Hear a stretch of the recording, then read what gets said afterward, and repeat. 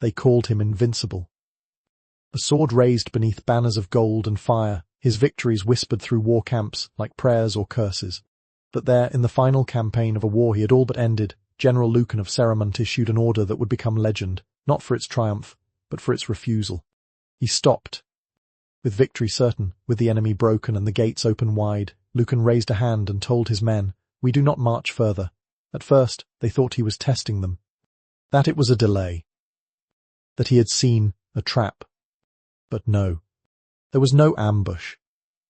No last-minute intelligence. No strategy left to unfold.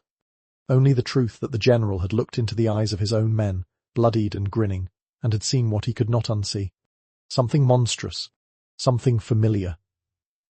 The archives of Ceramont would record his command as a failure. The enemy regrouped. The war dragged on. But hidden within an iron-locked chest in the monastery of Dolra, wrapped in parchment and ash, was a journal. It did not speak of tactics. It spoke of rot. I did not sleep the night before we arrived at Vereth's valley. The scouts had reported the enemy weak and starving, their supplies cut, their morale fractured. It would be a slaughter. The kind of battle history calls decisive. The kind that ends wars. The kind every commander is told to seek and fear. But I feared my own men more. 2 nights prior, Captain Merrick beheaded a child. Not in combat. Not by accident. The boy had run from a barn. The Nalmud. No older than 9. Merrick laughed as he swung. The others joined in. Later that night, they sang. And no one spoke of it the next morning. We crossed the river before dawn. Fog rolled low and quiet like a secret, and I hoped briefly that the storm would delay us. But the wind favoured us. The priests had blessed our steel. The men were hungry for blood. I heard them whisper it in the dark. One more town. One more purge. One more day, and we go home heroes. What is a hero? Is it the man who kills efficiently? Who burns what must be burned? Who hangs what must be hanged? Is it Merrick? Is it me? When I was young, I thought glory was clean. That banners could redeem blood. That violence, directed well, was a kind of honour. But now I know there are no clean kills, only quieter screams. On the eve of our march into Vereth, I spoke privately with a captured boy. His name was Ellen. He asked me, "Will you kill us like you did the others?" I asked what he meant. "The ones in Viz," he said. "They say your men peeled skin." He said it like a child reciting the alphabet, as though it were a known fact. I did not reply. I could not. The priests say sin is measured by intention, but the dead do not ask what you meant. In Vereth, the enemy had sent out their last rider with a white flag. Not to surrender, to plead. The emissary was an old woman with one arm. She rode through our lines on a horse too thin to gallop. I met her in the field. She said they would open the gates if we swore to spare the infirm and children. Merrick laughed aloud behind me. I told her I would consider. I did not. I ordered the camp to halt. My captains mutinied that night. Not with blades, with words, with doubts, with silence. They thought me broken. Perhaps I was, but something ancient and wild had awoken inside me. Not mercy that would be too clean. No, this was guilt. The thick, clawing kind. The kind that dreams in red and breathes in screams. At midnight, I stood outside the command tent and listened to the men celebrate early. They'd begun carving their names into the war drum, a ritual for victory. They spoke of fire. They spoke of trophies. They did not speak of the dead. I saw Merrick sharpening his blade on a bone. A real one. When I asked whose it was, he said, "Don't matter." She stopped screaming eventually. He smiled. I saw then what war had made. And worse, what I had let it make. The next morning, I gathered them, 5,000 hardened soldiers, healers, survivors, men I had led through 10 winters of blood and ash. And I said, there will be no final battle. We will not enter Vareth. We are done. The silence was thicker than the fog. Merrick spat. A few dropped to their knees, weeping. Not out of relief. Others cursed me. I did not respond. I ordered our return. Along the way, we passed fields still scorched from previous campaigns. I wondered how many ghosts they held. Some men deserted.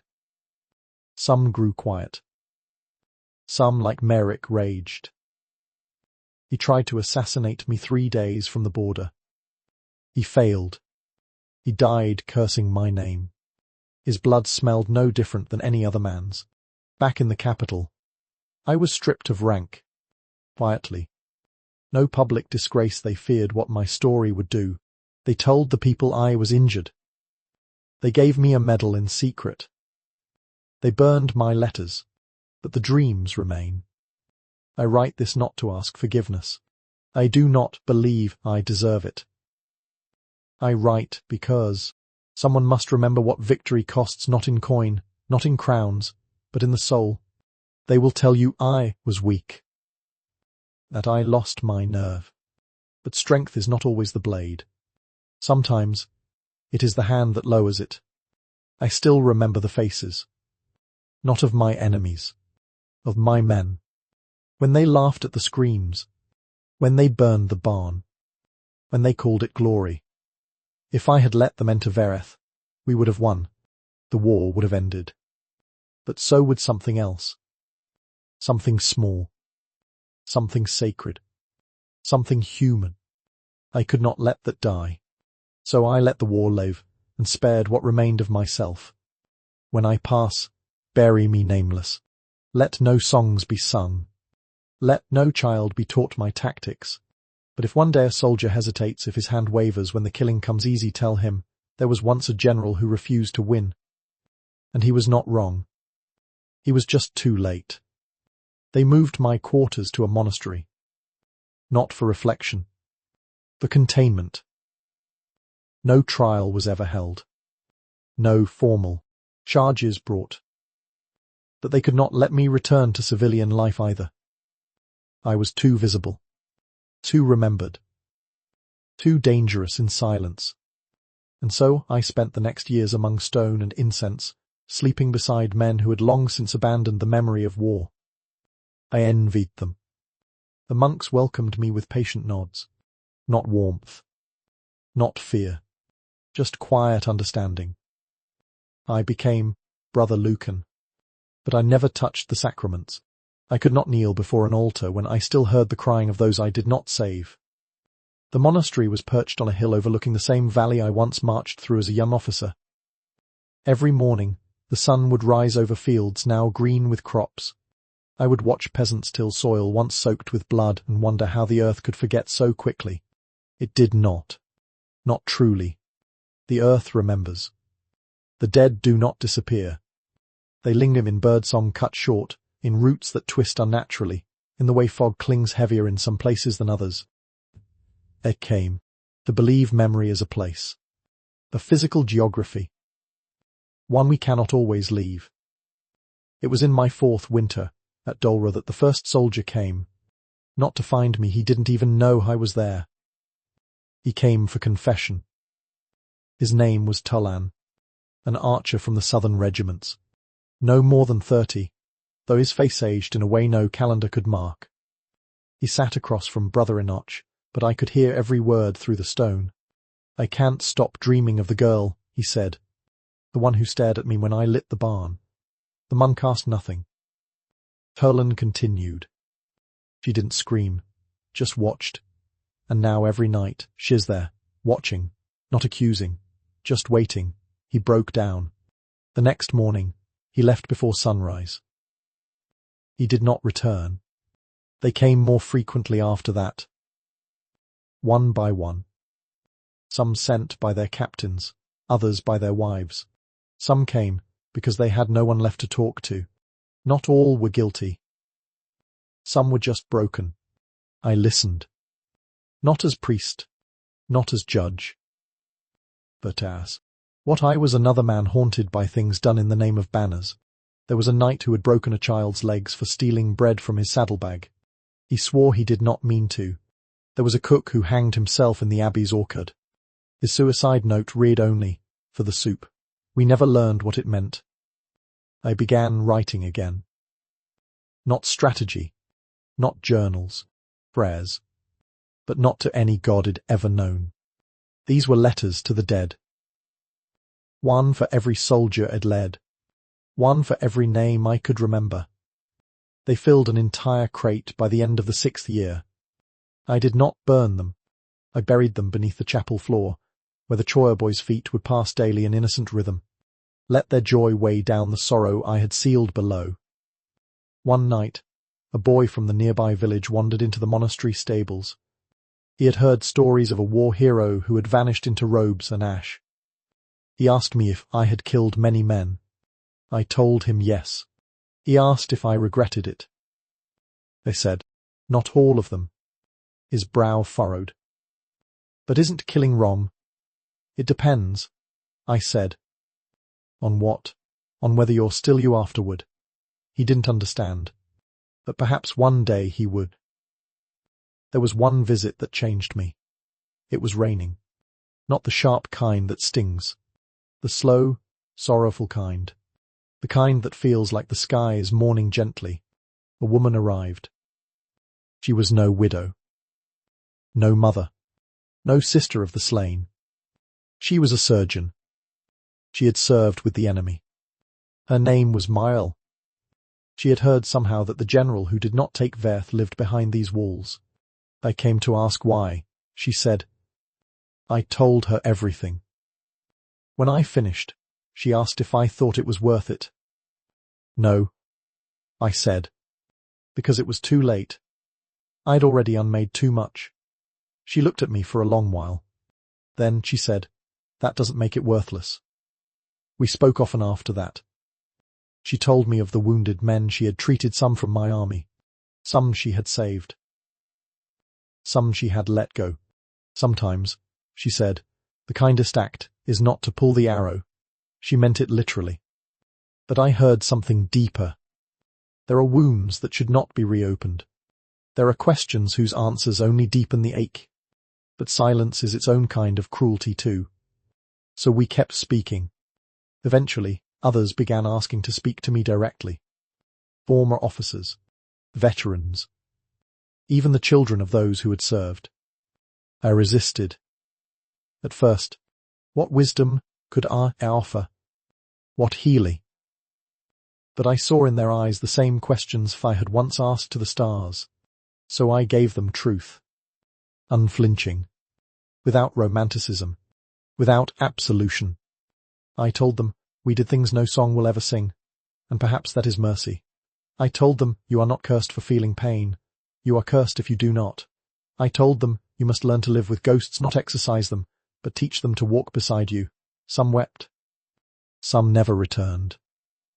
But a few smiled. Small, tired smiles. The kind that belong to people who finally feel seen. Years passed. The war ended. Then another began. Different flags. Same sins. I remained at Dora. I tended the orchard where the cook had died. I taught the choir boys old chants no one remembered. I spoke less, listened more. And in time, I felt something soften. Not redemption, but rhythm. The rhythm of breathing, of being, of simply existing, not as a general, or a symbol, or a coward, or a ghost, just a man. And now, as a her near my end, I leave these pages not as confession, but as caution. Because there will always be another war, another general, another moment when victory is within reach and humanity is at the edge of a blade. If you find yourself there, young commander, remember this, you will be praised for what you take. You will be honored for what you burn. But you will live with what you become. And only you must answer, is that a victory worth having? Let the historians call me traitor. Let the poets forget my name. But let one boy live, because one man said, no more. That is enough. That is everything. They never built a statue of me. They built one of Merrick, in the southern capital, in a plaza named after his final campaign, the one I stopped. He stands atop a warhorse, blade raised, mouth open in a silent scream of triumph. Beneath his feet, sculpted stone enemies lie contorted in pain. I saw it once, years after my exile. I stood at the edge of the square, unnoticed by the crowds. A boy posed next to the statue with his father, smiling wide, mimicking the sword's arc. He didn't know what Merrick had done, what we all had. I turned away before they took the photograph. History forgets what is inconvenient. It will remember Merrick as a hero, bold, fearless, uncompromising. It will forget the barn, the bone, the laughter. It will forget the child who watched her home burn. Because history is not written by the victors. It is written by those with the time and funding to shape memory. When I die, no one will carry my body with pomp, no drumline, no banner. And that is right. Because I do not deserve honor. But neither do I deserve oblivion. What I do deserve, what I hope for, is to be remembered truthfully. Not fondly, not proudly, just honestly. Let them say, he commanded. He saw too late. He stopped. He paid. A letter came once.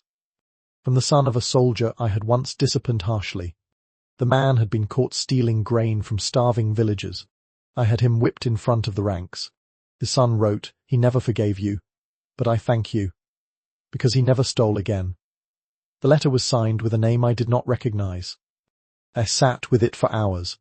It was the only thanks I ever received, and it came from the son of a man who hated me. Mile returned one last time before she died. Her hands shook from age. Her gait slower, but her eyes still clear, that surgeon's gaze that cut deeper than scalpels ever could. We sat beneath the apple tree in the orchard. She asked me if I still dreamed of the screams. I told her the truth. No, not anymore. She asked if that meant I had found peace. I said, no, it means if I ran out of tears. She looked at me for a long moment, then smiled. Perhaps that is peace enough. She died that winter. We buried her beneath the chapel. Next to the crate of letters, the seasons passed. I grew old not like kings with ceremony and comfort, but like stones quiet, weathered, unnoticed. Each morning I swept the cloisters. Each night I lit candles for names no one else remembered. The younger monks began calling me the ghost who walks. I did not mind. Ghosts are what remain when something won't let go, and I had held on long enough. One evening, a scholar arrived. He brought books, parchments, seals. He sought the true account of the Saramont campaign. He had heard rumors of a general who had refused to take a city, of men who were ordered to stop. He said it with disbelief, like one speaks of dragons or walking saints. I asked him why it mattered. Because history needs the full story, he said. I laughed. History wants the clean story. I replied. It wants symmetry, clarity, heroes and villains, not shame and silence. He insisted. I gave him the journals. Not all of them, some truths remain unkind even in candlelight. But enough. When he left, he bowed. I had not been bowed to in 20 years. I did not know what he would do with them. I still don't. But I know this, my story will never be taught in military academies. They will not name tactics after me. There will be no Lucanian maneuver. Because what I did was not tactical. It was not efficient. It was not even brave. It was merely necessary. In my final days, I have come to believe that the soul is not made of light or fire or wind. It is made of memory. And the weight we carry is not what we did, but what we remember doing. That is why some men drink. Some pray. Some forget. And some, like me, remember and bleed from within. I had a dream, Recently, sir. Vivid one. I was on the field at Vereth, but there was no battle, no siege, no fire. Just rows of enemy soldiers, standing silently, and my men, facing them. But neither side moved. I walked between them, slowly, looking at the faces. So many faces. I recognized them all. Some I had led. Some I had ordered buried. Some had burned, because I had not spoken quickly enough. They looked at me, not with hatred, not with forgiveness, just with eyes, as if to say, "You see us now. That is enough." I awoke with tears, not from sorrow, from relief, because they were still there. And that meant I had not turned away. Not yet. Not finally. When I die, they will find this manuscript. I ask no grave, no monument. Let my bones feed the earth as once marched across in steel. Let my story be told only when silence grows too heavy. Let others decide if I was right.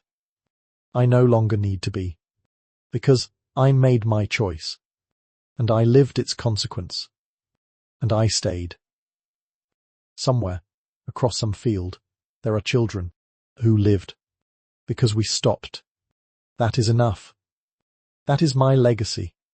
Not a statue, not a song, just absence, where there could have been ruin. So if you, reader, listener, soul of another century, if you ever find yourself with blood on your hands and cheers in your ears, remember this: it is easy to kill, harder to stop, but hardest of all is to live afterward. And yet, you must, so that others may never need to. I received a letter once, long after I had ceased expecting them. It was written in a careful, elegant hand, the kind taught in universities, not in war camps. Its parchment bore no seal, only a faded ribbon and a scent of dried lavender. It began, "My grandfather never spoke of you, not by name. But when he was dying, he told me this: the only time I was proud in that war was when I followed a man who told us not to kill." The writer, a granddaughter, asked who I had been. I did not answer. Some stories are not meant to be told in replies. Some are meant to haunt quietly. There was a soldier named Wren. None of my. He had lost an eye in the Marsh campaign and wore a cloth stained with wine and ash. He had been a brutal fighter, efficient, wordless, loyal. I had not thought of him for decades, until he appeared at the monastery gate, thin as a nail, one hand missing, and the other trembling. He looked at me as if I had risen from the dead. "I tried to forget," he said. We sat in silence for hours. He told me he had returned to his village after the war, built a family, a farm, a life. But every harvest season, he would hear screaming in the wind. He tried to drink it away, to bury it beneath wheat and children's laughter. But it always returned. He came not for forgiveness, but to ask me if stopping the slaughter at Vereth had meant anything. Was it enough? He asked. I told him the truth. "I don't know." He cried. He said that was the kindest answer I could have given. The myth of war is built on certainty. Lines drawn, flags raised, enemies named. But the reality, the part no ballad sings, is full of confusion, silence, and the slow rot of certainty. I have watched strong men tremble when they smell burning. I have seen mothers carry sons returned from war with no wounds yet broken beyond all stitching. I have seen commanders, like me, trying to walk backward through time. And I have seen what happens when we do not teach the cost. They come again, the young ones, with eyes that shine like polished blades, eager to prove themselves. They ask about glory, about courage, about command, and I tell them none of those things will keep you warm at night. None will hold your hand when you wake screaming. None will bury the man you used to be. One boy, barely 17, told me he wanted to be like me. Which me? I asked. The war hero, he said. I looked him in the eye and said, then you will never survive peace. I kept the war drum, the one they carved names into before Verith. It rests in the monastery crypt, unplayed. But sometimes, when the wind moves just right, I swear I hear it. Not in thunderous rhythm, but in whispers, as if it still remembers every name carved into its skin. Some of those men went on to lead quiet lives. Some vanished into brigandage. Some, like Merrick, died screaming. But none of them, I think, truly escaped. Guilt is a strange companion. It does not shout. It lingers in doorways, in shadows behind laughter. It follows you not to punish, but to remind that something once mattered, and that it still should. When I walk the gardens now, I carry seeds. I plant them where the ground once bore only blood. It is not redemption, but it is life. And perhaps, in time, the apples that fall will not taste of ash. I once asked Brother Enoch what he believed happened to soldiers who die with unspoken sins. He said, perhaps the sin is not what they did, but what they never told. That night, I wrote another letter. Not to a man. Not to a god. To the silence. I wrote, I remember. I am still here. I am trying. In the oldest part of the monastery, there is a cracked wall with the faint outline of a mural long faded by wind and time. It once showed a saint's sword in one hand, dove in the other. But now, only the dove remains. It hovers alone over broken stone, head tilted, watching, waiting.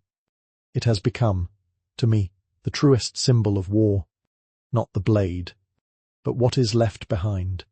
Sometimes the first imagine what would have happened if I had ordered the attack on Verith. It plays in my mind like theatre. The gates fall. The fires rise. Children scream.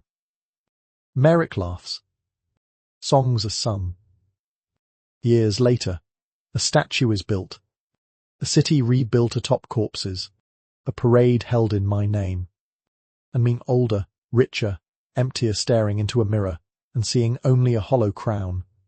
Perhaps the history books would be kinder. But I would not be. Instead, I chose the silence, the shame, the memory, and from it, I have tried every day to grow something that does not kill. If anyone reads these words, know this, you do not need to be perfect. You do not need to be clean. But you must be honest, because what we hide, we pass on, and what we confront, we may break. I end this part of my telling not with triumph, but with a question. If given the chance again, would I still choose to stop, even knowing I would lose everything? Here, because the only thing I did not lose was myself, and that, in the end, was all I had left to give. The monks asked what to do with my journals after I am gone. I told them, do what you would with a broken sword. One of them, a young novice named Corlin, asked, melt it down?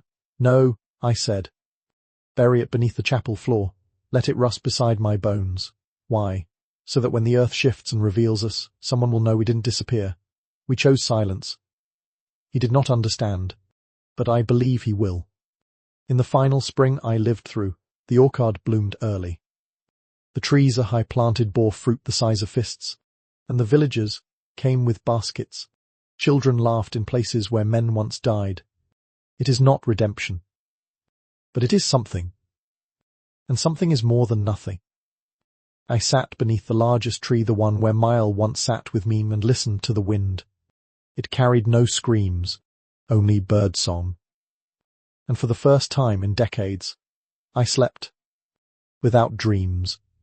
That summer, a war broke out in the north. New generals, new banners, new songs.